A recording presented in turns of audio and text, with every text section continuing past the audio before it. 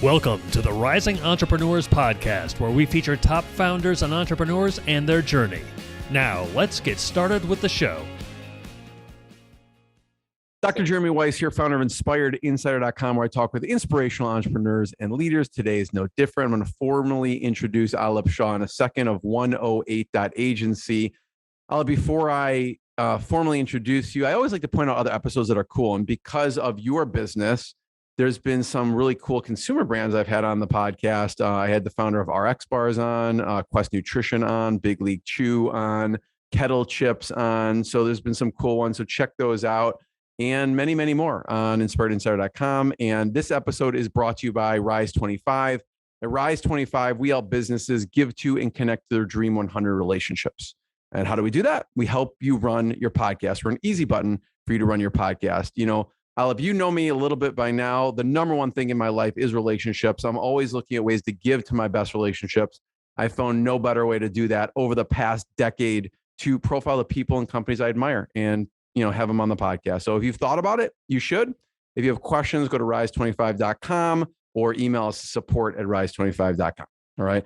And Aalap Shah is a Chicago-born entrepreneur, founder of 108, which is a performance marketing digital agency focused on driving sales for CPG companies nationwide on e-com and Amazon platforms. I'm the channel. You need to check them out. And they've worked with companies like Gildan, Sweet Leaf Tea, Vetnique Labs, just to name a few. And he's been recognized as a leader in Chicago's minority-owned digital marketing world. He's been recognized by multiple entities for his entrepreneurial and also charitable endeavors.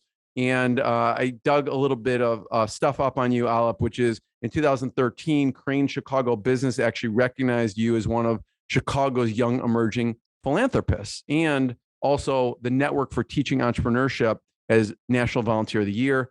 Aalap, thanks for joining me. Thanks so much for having me, Jeremy. We're going to dig deep into, retention and engagement, which I know you're thinking a lot about. So if you are a CPG company or a CPG company, you should listen to this episode. But I want to start off with the journey a little bit and a key pivotal moment where your dad got punched in the face. Yeah, this was a this is one of those moments that is stamped forever in your memory. I feel like I was about 6 or 7. My parents owned a convenience store in Brighton Park. I still remember the scene, and it was just like maybe 2-3 p.m. in the afternoon. My parents not only owned the store itself, the storefront, but they owned the building, had a few apartments, and my dad, it was rent day, and so my dad went up the stairs to collect rent, and one of his tenants came out swinging, and I saw my dad punch Cole in the face. Here I am, 7, freaked out, thinking, "Oh my gosh, like, do I ever want to be an entrepreneur?" Because this is tough. It's a tough scene. It literally is getting punched in the face. I mean, entrepreneurs get punched in the face metaphorically, but your dad literally got punched. Yeah, and I admire his tenacity. Right, that's a tough job, and especially in that era, in the 80s and early 90s, of being kind of in that spot and actually not having a management company, right? Like actually physically going door to door and getting rent. I really admire him for that. But to see him get punched and some of the situations he's dealt with, I remember another moment in my youth where I went down the street to get a haircut. So I left my dad. I'm at his business. I literally walked down 4 storefronts to get a haircut. By the time I'd come back, I saw a slew of like cop cars because my dad actually had gotten robbed. He had his hands tied, and these folks, had come in to steal money and some goods. And he got saved because like the back door, our store had 2 doors. The back door opened up, and it seemed as if someone's going to walk in, and those people fled. And that was just another scary moment, that I saw kind of growing up. That again, I'll never forget. That you do work hard for your dollar, right? And you're putting yourself and your family at risk in that kind of situation, at least, to make it and to get to your dreams. I mean, you still became an entrepreneur, even despite that. How did that impact you, those 2 scenarios? I didn't want to. So I decided that, those situations and those themes were probably not something that I wanted to encounter. So I decided to go to school for accounting. and I actually became a CPA, thinking, it'd be great to work in an office and travel the country. But that only lasted about a year and a half before I decided that I needed to jump in and open up my own retail business. And I want to dig into that. I mean, you could have said, you know what, I could do entrepreneurship, but maybe I won't own a convenience store. But you were you were turned off from everything at that point. I was, because growing up, my parents came here, I want to say at least 45 to 50 years ago. And I love their origin story and how they got to their first business. Their entire community kind of helped them raise funds. Really inspiring, these people, everyone coming together to help each other establish themselves.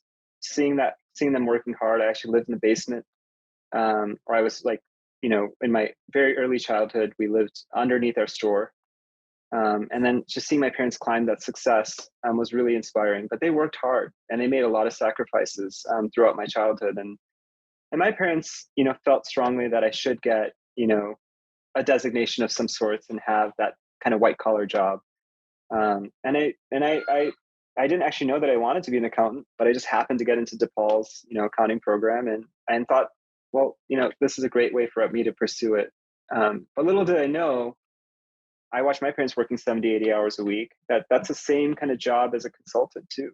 And so as I worked week after week after week, I thought, well, if I'm just going to, there's a cap on how much I can earn. And it's dictated by people that I might not necessarily be able to influence. Like, I can make a buck. And I'd love to, try my hand at this journey. And, I do think entrepreneurship runs in your blood or can run in families, and it certainly did with me. I mean, it wasn't scary enough for you to not do retail, right? And so talk about what you did next with the toy business. Yeah. So, I was 23 and very naive for sure. Even though I had years and years and years of experience in retail, it was kind of a very different setting, like more tobacco and kind of convenience store, merchandise stores. I wanted to go into the world of specialty toys because I wanted to have a niche and I wanted to make, families smile and kind of come together, right? There's something so appealing to me about selling Legos and like puzzles and like games and stuff like that I thought I could create a really interesting business around, and probably like a safer route because the types of people are coming are generally families and grandparents and whatnot, right? So I kind of could alleviate my risk of getting punched in the face there. And it just turned out to be just a really great jumping board or springboard for me to like learn about how to build a community, how to market, how to create like loyalty and retention, and create a successful, community center. And all of those things I just mentioned, by the way, is what we call social media today, right? Like all those skills and tactics kind of go into building a great community online. I just happened to do it the old-fashioned way, person by person as they walked into my business. And then you had more than one location as well. I did. I really had this vision of becoming the dominant, toy store retailer in the Chicago region. And I was able to open up a second location, with really the support of my family, and just learning from them. And what happened is that when I opened up my second location, customers started coming in with their iPhones and showcasing to me how much things cost on Amazon. And these prices were insane, like usually like 10% or 20% margin type of situations where there was just no way I would be able to compete with this long term. I'd reached kind of to the top of like my sales for both stores. And I thought this would be a great time to sell, kind of just watching my parents my entire life, working, building businesses, selling high, kind of starting over again. I thought this was a great time for me to exit because everybody started getting into specialty toys. Like back then, Borders, if you remember that chain, Target, all these places were getting the specialty toys because it was a high margin business. So I decided to just exit before it became. I decided to exit before I would be in a situation where I'd just be losing money on each sale. Yeah. And how was the exit process? It was horrible. It was horrible. In the sense of, I had no idea what I was doing, right? So I think by this time I was 7 years in, and I had no experience in selling a business. And the buyers that I sold to were wonderful people and just incredible. But the process itself was just an opportunity for me to learn, what kinds of things, what it takes to actually sell a business. And the critical mistake that I had made was, as I was preparing the business for sale, I kind of took the gas off running the business. So whereas my sales were going kind of at a great clip, just by not paying attention to the day-to-day of my business, I put myself in a position where um, I had to make some tough choices in terms of the sale price and the exit and the deal terms. What were you doing up to drive customers? I feel like, you get someone off their couch to drive in a car to come in and buy a toy. Now people are like, they don't even have to move their arm. They could just touch with their thumb on Amazon now. So what were you, that will work anywhere, probably the methodology that you use to get them out of their comfortable home? I'd say I did three things pretty well. One is, back in those days, an invisible text against dark background for SEO worked great. That black hat SEO type of, in the early part of the century, I guess, was a great tactic. Email marketing and Facebook, number two. That's something that I just mastered and was able to really leverage to build my community. The third, which is something that I see today that is so vitally important, is that experience. People walking into my store had an experience. Like, I had trained my team. We had created these interactive kind of almost like where you could touch, see, feel, hear the product. Just insane amounts of demos, like learning all the games that we had, just creating that kind of play environment really kept people coming into the store. And just, I know some parents probably wanted to drop off their kids, and now being a parent, I can understand that feeling. We just made it really fun. And we had these just incredible opportunities to connect with the consumer and get to know them and build that relationship. And I feel strongly that the retailers that are very active growth mode today are leaning and tapping into that experiential component of retail. So how'd you get into the agency world? Because next you sold, and the next was an agency. And it's a really interesting way that I got into the agency world. So I sold my business in September. I took some time off. I traveled. I had just gotten married maybe a year or two prior to that. And I picked up a copy of Crain Chicago, because back then you actually read newspapers. And I read a spotlight on someone that I very much admire to this day, Katie Lynch at Social Katie. And I was reading about her starting this social media agency that worked with, all these incredible brands. And I thought, wow, like, if there's a social media agency that existed for my business, I would have hired them, and I would have paid them money. So I thought, she's building a great firm that serves enterprise level brands. There's probably an opportunity for me to build a brand for the small business. So literally that day, I kind of Herb Keller-esque, Southwest Airlines style, sketched out a business plan on a napkin on my dining table. I don't have that napkin anymore, unfortunately, but definitely, came up with some of the building blocks of what a toy store retail outlet might want in a social media agency. And so what was the evolution like of that? What kind of customers did you end up serving, et cetera? The cool opportunity with that one is that I had a business partner. And so we both really wanted to think about how we serviced these retail and smaller brands. What we learned very quickly is that toy stores like mine couldn't really afford the labor or the manpower that was needed to create, social media posts at scale. Back then, if you recall, like Facebook and Instagram, I don't think was around, really needed a ton of posts to get to that organic reach that you were looking for, right?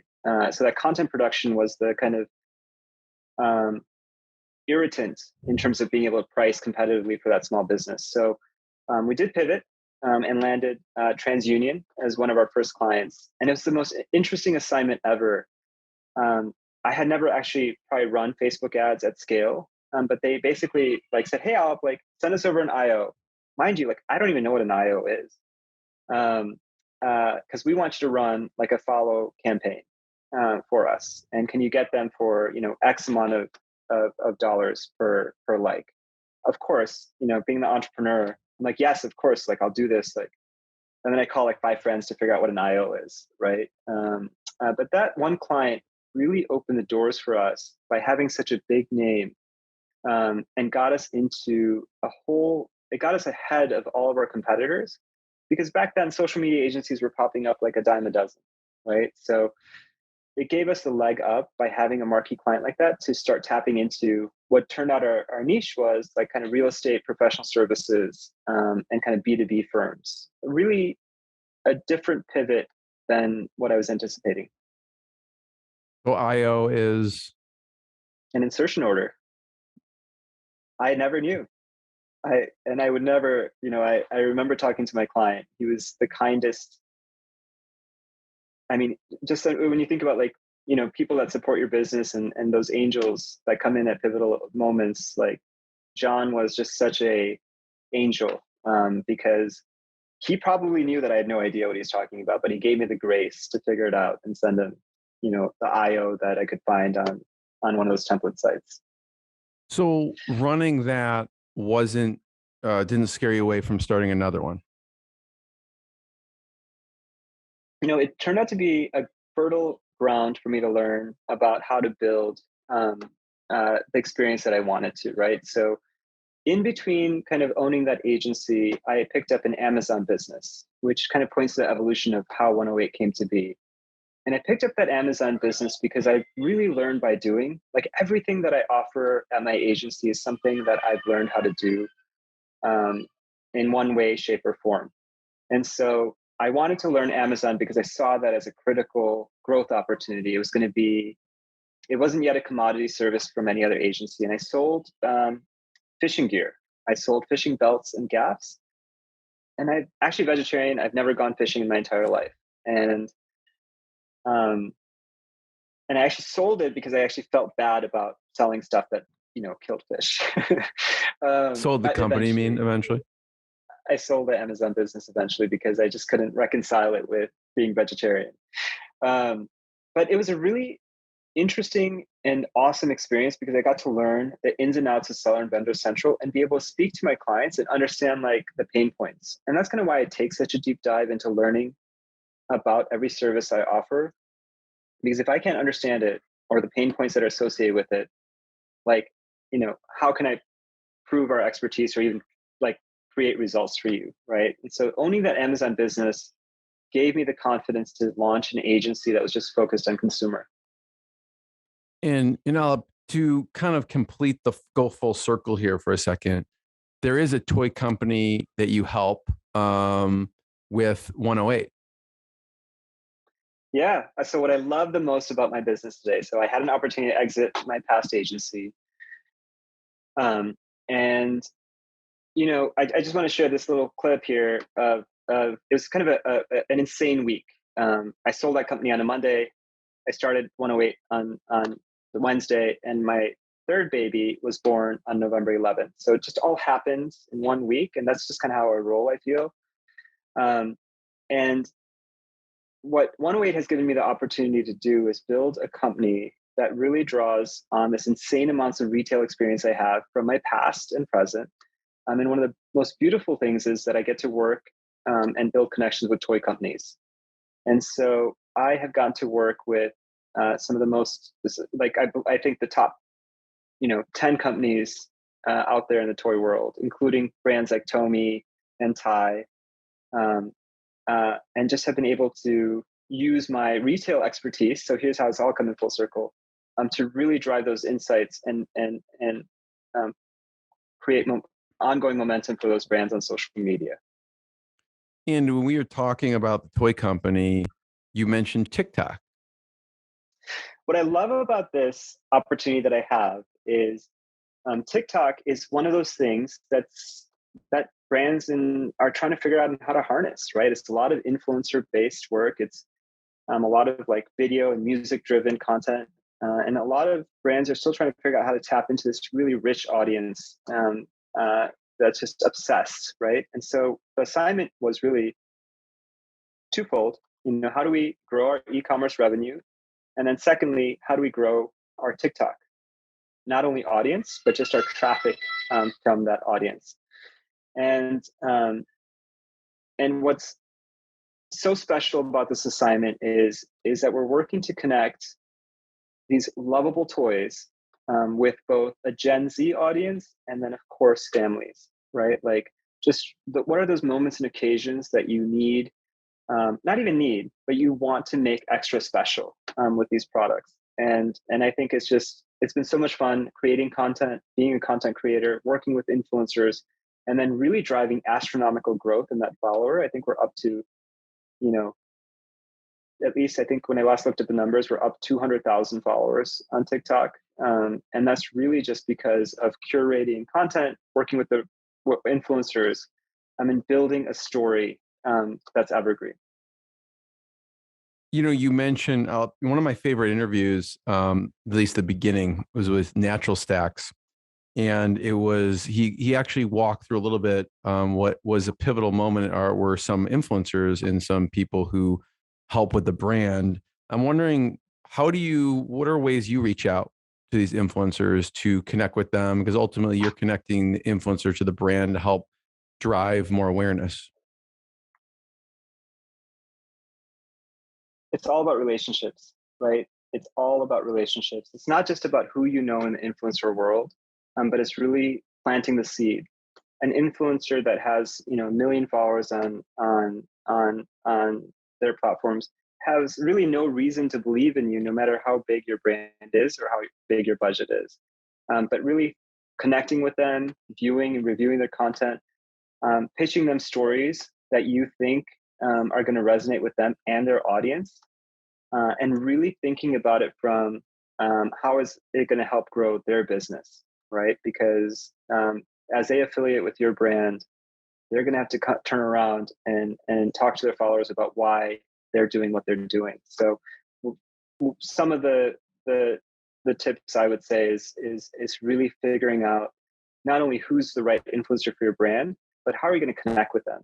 How are we going to make them feel like they're part of the story that you're trying to tell? And how can they contribute to that story? And that creative, like co-sharing that creator control, has created some magical moments for us across the board. Do you have a philosophy on the types of people that you reach out to? I know some people say, well, I don't really want the person that's over 2 million. Maybe they're too busy and I don't want someone under a certain amount. Do you have a certain range that's a sweet spot for you? I want the right person that's going to connect with my persona that I've developed, right? So whether they have 1,000 followers or they have 5 million, I'm not necessarily worried about the follower count. I'm more concerned about, are they going to be able to connect with my end consumer that I want to reach, right? And that's really important to me. And I know it sounds fluffy, but we can often overlook creators out there because we're so focused on like, okay, here's the 5 filters I'm going to set, like location, location, like follower count, whatever it is, view impressions, all that stuff. I could get all the views I want, but how about if they're all paid, right? Like, so I am always talking to my clients about like, let's find the ideal set of folks that could connect and resonate with their end consumer. Yeah. So you're really mapping out that persona just to make sure there's a tight match there. And that brings us into, I know one thing you're excited about lately is a retention and engagement. I am really, really excited about this because there's a couple of factors that have come together in the industry. One is that iOS 14 or 15 or whatever version we're talking about has kind of wrecked our ROAS model that most agencies have really highlighted over the past couple of years, right? That was kind of the claim to fame for many agencies, that we could get a 12, 14, 20x ROAS. So that's one kind of factor there. The cost of customer acquisition has gone astronomically high because all of a sudden we're all looking for people to buy online now, right? So you're competing against many brands, and then now you have other influences like political campaigns and all those things that are happening that are just kind of really disruptive in that new customer acquisition stance. So we have access to, or have had access to over 1,000 e-commerce brand analytics. And what I found after studying them is that more often than not, less than 20% of your visitors to your site drive that 50, 60, 70% of your revenue at oftentimes 2x the conversion rates that your new customers are. So like what I find myself in a lot of conversations is, hey, we want to drive growth and we're really looking for new customers. And what I'm really counseling my clients on is it's always good to find new customers, right? We've always got to feed the machine. What if we took some time and try to get that returning customer to 30% or 40%? How does your business change? What are other things that we can sell or get in front of them? Or is there ad creative and messaging that we can test with our existing customer base that we can then use to get new customers? So really focusing on that retention and loyalty model, whether it's paid ads, whether it's email marketing, SMS, even social media, right? Like, I love this conversation because we're actually generating increased profitability for our clients much more quickly than spending insane amounts just on pure new customer acquisition. And that's not something I find a lot of conversations are happening. It's almost often on like, my Facebook ads aren't working. Great. That's a great conversation starter, because how can we make your Facebook ads work for your returning customers? How do we get them back to the table again? How do we get them to explore the things that they may have left in their cart through Klaviyo or SMS? Those are conversations that are really exciting to me right now. I'd love to hear, because you mentioned a couple: SMS, text, social media, cart abandonment. What are some of let's say an e-commerce brand is listening right now and they're like, what's one or two tips they should be like, what's some low-hanging fruit? They're like, okay, if you're not doing this, go and do this right now. That would help with the retention and engagement. One of the hidden gems in any email marketing program is those automated flows and how tight that integration is with your Shopify or your platform of choice. And what I say is, one low-hanging fruit is just like how those triggers are being set up. So browse abandonment or upsell, cross-sell, whatever it may be, right? And how it's interacting. What I find is that those flows have been set up by an agency or your brand maybe a year or two ago, and they don't even match up to the current branding today. And there's sometimes an overemphasis on just campaigns. When I talk about campaigns, that's that Memorial Day sale email that's coming out in a week or two. Go back and take a look at all your automated flows. Have you maxed it out to the hilt? And how's that messaging looking like? And man, are those discount codes still valid in those flows, right? That's some of the lowest hanging fruit, I'd say. And then the next thing I immediately would tell you is, when you look at your email pop-up on your website, have a space for a phone number. Let's get that first party data, because it's like gold right now. Being able to, of course, with consent, not only being able to text your customers, but then also use it on platforms like Facebook to build audiences, it's super valuable. So I'd say that those are two things that you can take action on relatively quickly and see good return on investment on. Yeah, I was talking to my 10-year-old daughter the other day about direct response marketing, and because they were doing some kind of class project, and I was saying, it's about not only the messaging, but the medium of the messaging. Where would you send the medium? She's like, I don't know. I'm like, well, if I send it your email, should I send your email or your phone? She's like, oh, I read all my text. I go, even if it's like not from someone you know? Yeah, even if it's someone I know. I go, exactly. So it's not just the messaging, it's actually where the message is being sent. So I love that. And I think, what you say applies to any business, really, Aalap, which is retention. We all kind of, myself included, follow the shiny object, the new customer, but it's really the engagement and retention of the existing ones that is easier and costs less money as well, right? I completely hear you on that. And it's a great ground for you to test new creative, new copy, like offers. Like, if your existing customers are not responding to that, then why would you expect a new customer to, right? And oftentimes we spend thousands of dollars on testing all this really cool and awesome creative, which by the way, I'm a big believer in, to new customers, but then we're disappointed in the results. And that's like, you have kind of a built-in focus group of super fans in most cases that you can test this out to. We also talked a little bit about D2C revenue declining and what's happening there as things have opened up, and even, people's behavior has changed a little bit. What have you seen with that? So maybe two perspectives I can give you from like an accounting, being a CPA hat. To me, revenue is revenue, no matter where it comes from. Where I'm seeing some angst and a lot of conversations happening is that incredible growth that we saw over the last 2 years in e-com revenue is falling off. And some of that revenue is going to retail. And to me, this is an opportunity for my clients and any CPG client to say, hey, I want to be where my consumer's shopping, whether it's at CVS or Target or Thrive Market or my website or Amazon. I want to make sure I have a solid presence across the board. And what we're doing here is building pretty rich dashboards that tap into those APIs at those retailers. We work with a fragrance company right now that has presence at places like Ulta and Sephora and Target, but a strong presence in Amazon and D2C. And we have partnered with them to really look at this data from an omni-channel perspective. And what's fascinating is that it comes down to even how you think about creative to drive to retail versus your D2C, right? So really being nuanced in how you approach marketing to serve those two. One is kind of like, hey, can I drive trial and discovery and maybe an experience almost at the retail level? And then how do I get that reorder and subscription on my website? So that's what I'm kind of really excited, continuously to work on with my partners. I love what you're saying there, because what are some of the ways that you go from online and take them offline, like driving them to retail? How does that work?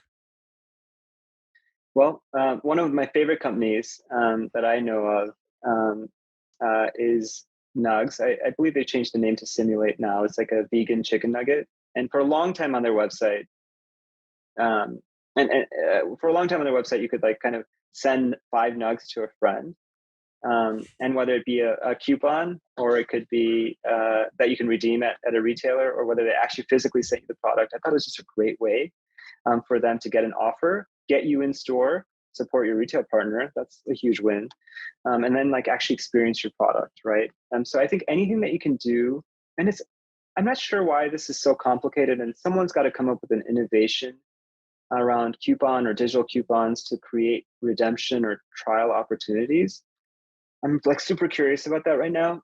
But I know that like for a fragrance perspective, like how do you get someone to smell online, right? Like, so how do you make it easy to send a sample packet to a consumer that might drive them to retail to actually use a product tester, right? So like incentivizing people to go there by having a strong offer, or partnering up with like the loyalty apps that Target or CVS or anyone has to drive that discovery is huge. So as you may know, like Kroger, CVS, Target, all these places are coming out and rolling out with their own digital networks and platforms. And I see huge opportunity to like really extend some of the digital work that we do, creative copy, all that good stuff, into those platforms to drive that trial or discovery. Yeah, thanks for that. And you also worked with, of all things, a linen company. Yeah, this is one of my favorite companies. It's a client that I've had for over 3 years. They're a great fitted sheet company, and we've really grown with them. They're pure D2C and Amazon with a little bit of presence in retail. And what we're seeing here is this conversation that we've just had about retention and engagement. So if we could increase our customer lifetime value, it can unlock astronomical growth. And a lot of the way that we're doing that is some of this low-hanging fruit that we're talking about, but it kind of the evolution, especially when you're spending hundreds of thousands of dollars on paid media, is going to be building creative and rapidly iterating on it to just test and learn. So we did a full day photo shoot. We got a ton of content last fall. We've used it in lots of different ways throughout the year. But more recently, we created a TV spot that's hilarious. and it's for just connected TV. So, we're going to try that out and see what happens. Just to think about, how do we drive people to remember this company and be that fridge magnet, right? But an interesting fridge magnet that kind of changes or has GIFs or static images or carousel as you're thumbing through all your news feeds to get you to incentivize to buy again. Some reason I don't picture hilarious TV spot in linen, so I have to go watch this. But that's what kind of comes to mind with something like that is how do you differentiate, right? I mean, linens. Is that what some of the things you're thinking about when you're doing advertising, whether it's online or offline? Well, they have some patent technology, which I think is their differentiator. And they're also competing against the parachutes and like Brooklyn Linens of the world, right? So I think there's a couple different ways that you can differentiate. It comes down to sometimes price. It comes down to comfort. It comes down to maybe product assortment. What I love about this company is that they're very, very focused on their product and the feel, the fabric, the quality, and the use case of it. And that's a challenge because when you think about changing your sheets, how easy is it to go to a retail store like Kohl's or Target to buy that, right? Without even thinking about it. But when you think about the occasions and just the pain of like getting that sheet around the corner, at the bed corner, that's a pain point that they're solving for, and they're doing it brilliantly. So I feel very strongly that they have that point of view, and it's our job to think about how we creatively showcase that kind of zipping function that they have as part of their technology. Aalap, I want to just thank you. I have one last question. Before I ask it, I just want to thank you for sharing your journey and your stories. And I want to encourage people to check out your website, which is 108.agency. Are there any other places online? And it's actually the letter O, not zero. So 108.agency. Are there any other places online we should point people towards? Yeah, absolutely. I have my own website. It's aalapshah.com. So definitely check that out. I'll put some of these brands that I mentioned in your show notes for people to check out. But yeah, those are the best places to get to me. Yeah. And it's spelled AALAPSHAH.com. So last question up is mentors. Who are some of the mentors? We all stand on the shoulders of giants. Who are some of the mentors that helped you in business? And it could be virtual, just because you got their book, or it could be actual mentors from groups like EO or anyone else. Who are some of the mentors that have helped you? I feel strongly that I'm here today because of exactly what you said. I have an insane appetite for questions and asking people things I don't know about. And so the list is way too long.